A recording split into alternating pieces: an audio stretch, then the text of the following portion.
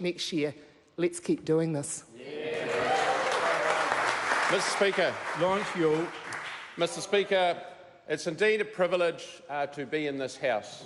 And after 1 year reflecting on what we do and how we operate, I do want to thank you, sir, as what you do as the Speaker to impartially, particularly handle question time. I've only had to withdraw and apologise once, and actually I'd done nothing wrong for that particular thing, but I thought it shut things down quite quickly. Or does the member want to continue? Secondly, I wish to acknowledge the Prime Minister and the role she plays in leading our country, and other leaders, and I wish to acknowledge ministers in this Parliament for the workload you have. We don't always agree and we question it, but I do acknowledge the tremendous hard work that goes into being a minister. I acknowledge the Honourable Simon Bridges and the Honourable Paula Bennett as leader and deputy leader of our party. And while the last member may have criticised and said that the National Party is going down the tubes, nothing could be further from the truth. That's right. We leave this year and this House at 46% in the polls. And I defy any other political party, to have been through what we've been through and come out the other end with the leadership intact and 46% in the polls. Mr Speaker, I wish to thank our families, all of our families, across the Parliament, all the people that support us in this place.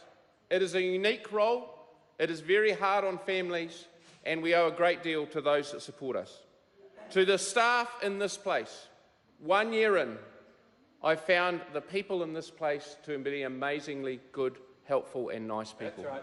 And they do everything they can to make this place function, to make our officers function, whether they're here or in our electorates, despite our own quirks. Now, Mr Speaker, I do wish to say something about my own electorate. And I wish to say this in all sincerity to government members that want to listen. When this government came into power, there was a shortage of 70 state houses in Tukituki. As of today, you have built 7. When this government came into power, one of the biggest things you said was we're going to help rental accommodation. As of today, the rents in my district and my electorate have gone up by $48 a week. $48 a week, largely because of compliance costs, a whole lot of ideologically driven things, but actually it's impacting their cost of living. There has also been a massive loss in my electorate in transport. The 4-laning of the expressway is canned. We now find we're going to build a 3-lane sort of something with a wire rope down the middle and 2 part roads on the side. To government members, if you're going to do that, why don't you do the job properly and 4-lane it at the same stage? And I come back particularly for the Minister, Mr Ian Lees-Galloway, on labour issues. Mike Chapman wrote an article recently, who's the CEO of Horticulture New Zealand, which said, not to exaggerate things, we are facing a labour crisis of economically crippling proportions. Now, while I acknowledge 1,750 extra RSE workers, let's be very clear. My province and my region, in addition to Bay of Plenty, if we don't get the labour supply right, there will be a major fundamental impact on our economy.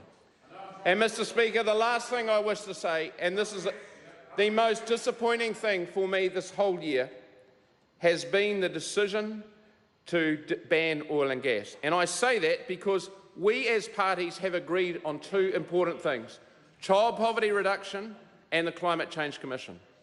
If this House wants to make fundamental changes on key, difficult policy areas like this, we need to adopt best practice. And best practice would have been to put the oil and gas decision through the Independent Climate Change Commission and work out the rationale with all the experts. So, Mr Speaker, I leave at the end of the day thinking that was a major missed opportunity. In closing, I wish everybody a Merry Christmas. Members across this House, thank you for your collegiality, humour, warmth debate, criticism, it's all part of this place. And let's remember what Christmas is about.